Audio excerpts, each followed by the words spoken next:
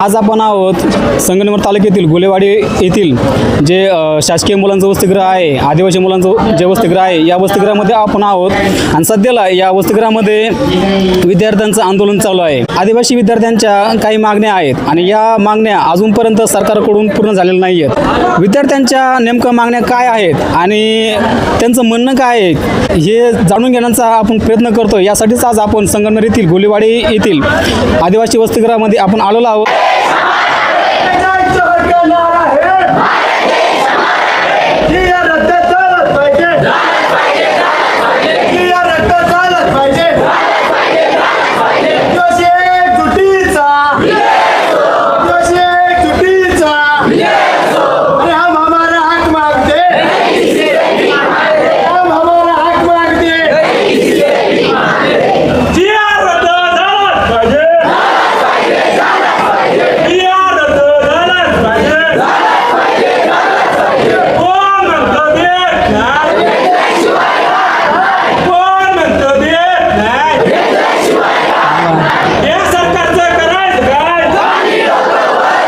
विद्यार्थी सध्याला खूप आक्रमकपणे आंदोलन करतायत आणि हा आवाज सरकारपर्यंत पोहोचतोय, पण सरकार झोपेचं सोंग घेत आहे, ऐकून न ऐकल्यासारखं करतं आहे आणि तातोरमातोर कारणं देत आपल्या वेळ काढूपणा करतं आहे। कालपर्यंत तरी सरकारकडून अशी खास अपडेट या आंदोलनाच्या संदर्भामध्ये आलेलं नाही। राज्यभरामध्ये आदिवासी विद्यार्थी कसोशीने आंदोलन करतायत, काही ठिकाणी आंदोलक उपोषणकर्ते आहेत, त्यांची प्रकृती खालवलेली आहे आणि त्यांना दवाखान्यामध्ये भरती करण्यात आलेलं आहे। तर विद्यार्थी मित्रांसंग आपण चर्चा करूया की त्यांच्या मागण्या काय आहेत आणि सरकारकडून आणि स्थानिक प्रशासनाकडून त्यांच्या मागण्याच्या बाबतीत कुठल्या प्रकारची कारवाई करण्यात आलेली किंवा काय प्रतिसाद त्यांना देण्यात आलेला आहे। विषय असा आहे का आज आमच्या आंदोलनाचा 9वा दिवस आहे आणि आंदोलनाला बसायचं कारण एकच आहे का गेले काही दिवसापूर्वी 5 ऑगस्ट 2026 रोजी जो काही या शासनाने या प्रशासनाने जो काही जाचक निर्णय आमच्या आदिवासी विद्यार्थ्यांसाठी काढला, त्या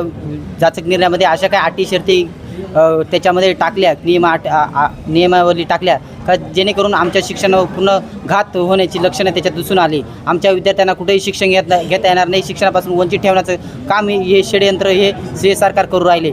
त्यामध्ये विशेषतः गोष्ट सांगायची का त्यांनी एक वयाची अट घातली शिक्षण का, त्यांचं म्हणणं आहे का तुम्ही 26व्या वयापर्यंत शिक्षण घेऊ शकता आणि 26व्या वयापर्यंतच तुम्हाला ॲडमिशन भेटेल वसतिगृहाला। तर मला सांगा, माझ्या प्रशासनाला जबाब आहे, माझा या शासनाला प्रश्न आहे की 26व्या वयापर्यंत कोणती डिग्री तुम्हाला भेटते आणि कोणती डिग्री तुम्ही पूर्ण करता, तो पण प्रश्न आहे।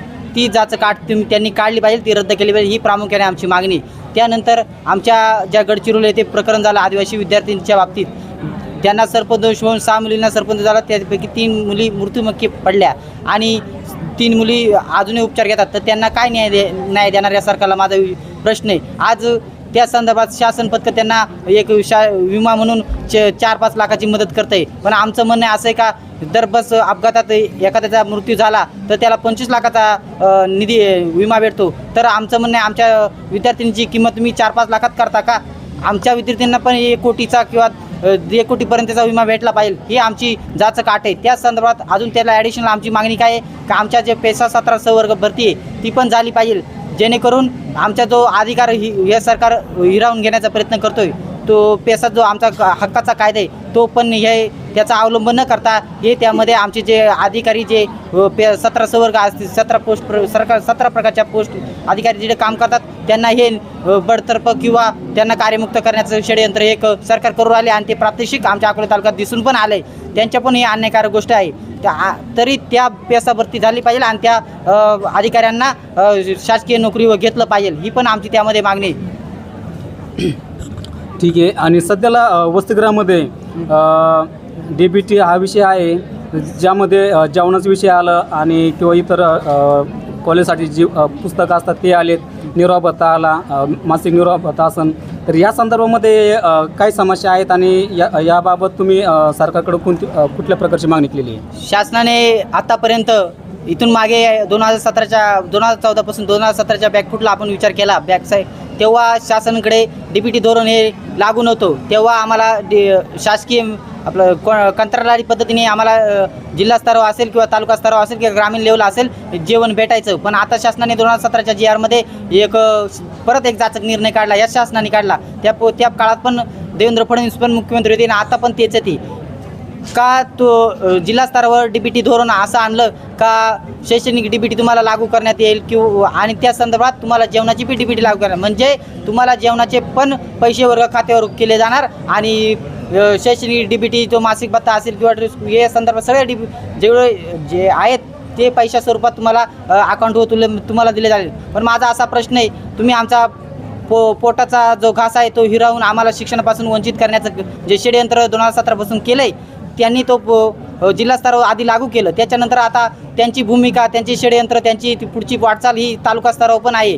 पण यामुळे काय घडतं का आमच्या विद्यार्थ्यांची जी शैक्षणिक गट आहे ती कमी होताना दिसू राहिली. विद्यार्थ्याची शिक्षणाची जी वाढती मर्यादा पाहिजे ती वाढताना दिसत नाही आहे. तर त्यामुळे आमचं असं म्हणणं आहे की आम्हाला जे काही तुम्ही DBT धोरण लागू केले ते DBT धोरण पण रद्द झालं पाहिजे आणि आम्हाला त्या स्वरूपात आम्हाला जेवण इथे शासकीय मेस चालू करण्यात यावी. त्या संदर्भात आम्हाला जे शैक्षणिक DBT देतात तुम्ही, त्या DBTमध्ये पण वाढत्या मागणीनुसार तो भत्ता वाढला पाहिजे, ते पैसे वाढले पाहिजे, ही आमची जाचक मागणी आहे त्यांच्यासमोर. पूर्वी शासकीय वसतिगृहामध्ये परिस्थिती अशी होती की जर या वसतिगृहामध्ये ॲडमिशन घेतल्यानंतर जे व्यावसायिक शिक्षण घेणारे किंवा प्लेन शिक्षण घेणारे म्हणजे आर्ट असन, सायन्स असन किंवा इतर व्यवसाय शिक्षण ज्याच्यामध्ये BEd, DEd, BSW, MSW किंवा इतर कुठलेही जे शिक्षण आहे, तर या क्षेत्रामध्ये शिक्षण घेणाऱ्या विद्यार्थ्यांसाठी विद्यार्थी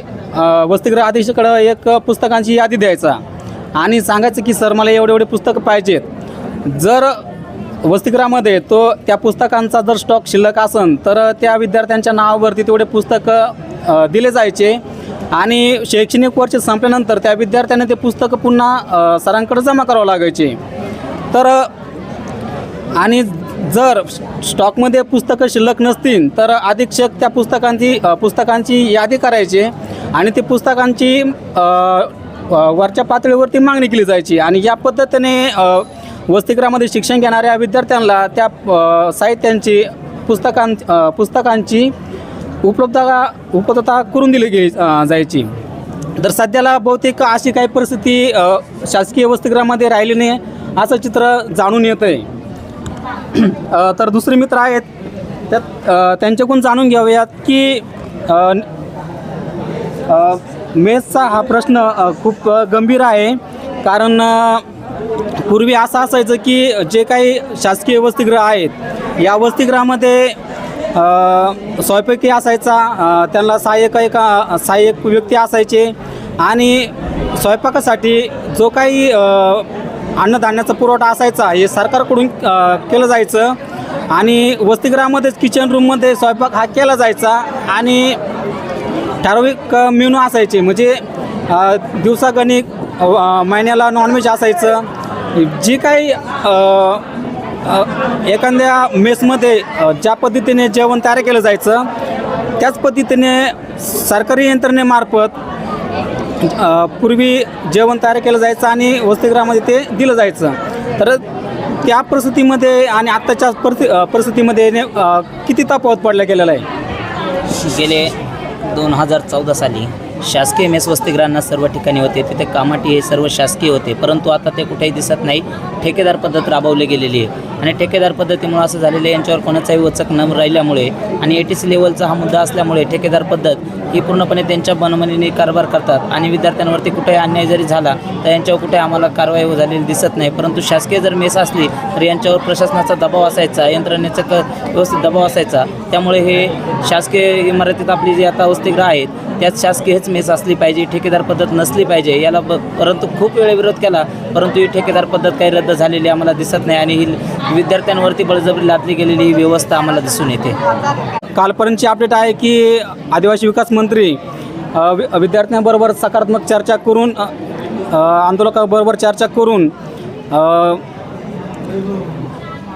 या आंदोलनाच्या बाबतीमध्ये काहीतरी सकारात्मक तोडगा काढण्याचा प्रयत्न करतायत, पण तुमच्यापर्यंत याबाबतची काही अपडेट आलेली आहे का? नाही, आमच्या कोणत्याही विद्यार्थी शिष्टमंडळाशी कुठेही आदिवासी विकास मंत्री असेल, त्यांचे सचिव असतील किंवा राज्याचे मुख्यमंत्री असतील, यांची कुठेही चर्चा झालेली दिसून आलेली नाही किंवा आमच्या कोणताही विद्यार्थी त्यांना जॉईन झालेला नाही आहे. काही ठिकाणी प्रेस कॉन्फरन्सद्वारे किंवा त्यांनी काही व्हिडिओ कॉलद्वारे काही संपर्क साधला असं आम्हाला समजलं, परंतु आम्हा विद्यार्थ्यांपर्यंत, आमच्या काही विद्यार्थी किंवा प्रतिनिधींपर्यंत कुठलीही अशी बातमी आलेली नाही किंवा आमच्याबरोबर कुठलाही संवाद झालेला नाही. त्यामुळे आम्ही विद्यार्थी अजून सकारात्मक भूमिकेत नाही आहेत. ठीक आहे. आणि स्थानिक प्रशासनाकडून तुमच्यापर्यंत काही आंदोलनाच्या बाबतीमध्ये काही म्हणजे असं निरोप पोहोचलेला आहे की आंदोलनाच्या बाबतीमध्ये काही जाणून घ्यायचा प्रयत्न केला की मागण्यांच्या बाबतीमध्ये काही त्यांच्याकडून प्रतिक्रिया काही आलेली आहे का? नाही, कुठलीही प्रतिक्रिया आलेली अजून विद्यार्थ्यांपर्यंत नाही आहे. त्यामुळे विद्यार्थी आज 9 दिवस झाले असून आंदोलनावरती ठाम आहे. जर असं कुठं झालं असतं किंवा प्रशासनाने याची दखल घेतली असती तर विद्यार्थ्यांना आज इतक्या दिवस उघड्यावरती बसण्याची वेळ आली नसती. परंतु प्रशासनाने याच्यात कुठंतरी झोपेचं सोंग घेतलेलं आम्हाला दिसतंय आणि प्रशासन दखल घेताना दिसत नाही. त्यामुळे विद्यार्थ्यांचे हाल होत आहेत. यानंतर आम्ही जर आमच्या मागण्या पूर्ण होतच नसतील तर आम्ही तीव्र स्वरूपाचं आंदोलन केल्याशिवाय राहणार नाही. ठीक आहे. एक गण प्रश्न असा आहे की नगर जिल्ह्यामध्ये तरी आदिवासी समुदायाच्या भरपूर संघटना आहेत ज्या वेगवेगळ्या मुद्द्यावरती वेगवेगळ्या पद्धतीने लढत असतात आणि त्यांचं उद्देश खूप चांगला आहे. पण अशा ज्या काही सामाजिक संघटना आहे तर या सामाजिक संघटनाचे पदाधिकारी किंवा इतर ज्या काही संघटना आहे या तुमच्यापर्यंत पोहोचलेल्या आहेत का किंवा त्यांचा तुमच्यापर्यंत पाठिंबा वगैरे पोहोचलेला आहे का? हो, खूप साऱ्या संघटना असतील, पेसा 1700 वर्ग असतील, विद्रोही सांस्कृतिक चळवळ असेल, बिरसा ब्रिगेड असेल, अशा अनेक वेगवेगळ्या संघटनेच्या मात्र के ग्रुप फाउंडेशन महाराष्ट्र राज्य असेल, वेगवेगळे संघटनेचे पदाधिकारी आलेले आहेत. त्यांनी आमचं शासनपर्यंत पाठपुरावा करण्याचे आश्वासन दिले आहेत. आणि जयश्री थोरात असतील, इथले जयश्रीताई थोरात आहेत आणि त्यानंतर सत्यजित दादा तांबे आमदार नाशिक पदवीधर मतदारसंघाचे आमदार आहेत, ते पण आमच्यापर्यंत आले होते. त्यांनी आमचा मुद्दा आयुक्त मॅडम यांच्यापर्यंत मांडलेला आहे. परंतु आम्हाला कुठेही समाधानकारक उत्तर अजून मिळालेले नाही. खूप संघटना येत आहेत, आश्वासनं देत आहेत, पाठपुरावा त्यांच्या पद्धतीने चालू आहे, परंतु विद्यार्थ्यांच्या मागण्या अजून पूर्ण होताना दिसत नाही आहे. त्यामुळे विद्यार्थी हा बांधव आपला बसून आहे. आज आमचा 9वा दिवस आहे तरी पण अजून शासनाने याची दखल घेतलेली नाही आहे. अजून कोणताही ठोस पाठपुरावा त्यांनी केलेला नाही आहे ह्या गोष्टीचा. पुण्याला तिथं मांजरी येथे जे आंदोलन चालू आहे तिथं विद्यार्थ्यांची तब्येत एवढी खालवलेली आहे तरी प्रशासन अजून झोपा घेत आहे. पारतंत्र्याच्या काळामध्ये एका बाजूला मोठमोठ्या नेत्यांचं इंग्रजाविरुद्ध आंदोलन चालू होतं, पण त्याचवेळी भारत देशामध्ये, भारताच्या कानाकोपऱ्यामध्ये आदिवासी नायकांचं जल जमीन जंगलच्या संदर्भामध्ये आंदोलन चालू होते. आणि हा लढा 125 वर्ष चालला. या इतिहासाची नोंद इथल्या प्रस्थापित व्यवस्थेने जरी घेतली नसली तरी इतिहासाची पानं चालताना कुठे ना कुठे हा इतिहास आपल्या समोर येत असतो. म्हणजे एकंदरीत आजही ती स्थिती निर्माण झालेली आहे. सर्वांचे लक्ष अभिजित दिपके यांच्या घडामोडीकडे लागलेलं आहे, राहुल गांधींच्या पुणे येथील आंदोलनाकडे लागलेलं आहे. तसेच इतर जे विद्यार्थी नेते आहेत यांच्या हालचालीकडे सगळ्यांचे लक्ष लागलेलं आहे. पण त्याचबरोबर महाराष्ट्र राज्यामध्ये नागपूर असेल, पुणे असेल आणि नाशिक या विविध ठिकाणी या विभागामध्ये जे काही आदिवासी विद्यार्थ्यांचे आंदोलन चालू आहे, त्यांच्या समस्यांसंदर्भात जे आंदोलन चालू आहे, तर यावरही अजून प्रभावीपणे प्रकाश पाडलेला नाही आणि शासनाकडून जाणून बुजून या बाबीकडे दुर्लक्ष केलं जातं आहे असं चित्र स्पष्टपणे जाणवतं आहे. पण हेही सत्य आहे की एका बाजूला महाराष्ट्र राज्यामध्ये हे मेनस्ट्रीम जे मोठमोठे आंदोलनं आहेत किंवा मोठमोठे मोर्चा आहेत हे घडत आहेत आणि त्याचबरोबर आदिवासी विद्यार्थ्यांचीही आंदोलनं राज्यभरामध्ये चालू आहेत. तर बघूया की या दोन्ही कात्रीमध्ये, या दोन्ही घडामोडीमध्ये सरकार या दोन्ही आंदोलनाला कशा पद्धतीने डील करतं आणि निर्णायक भूमिका काय घेतं. धन्यवाद.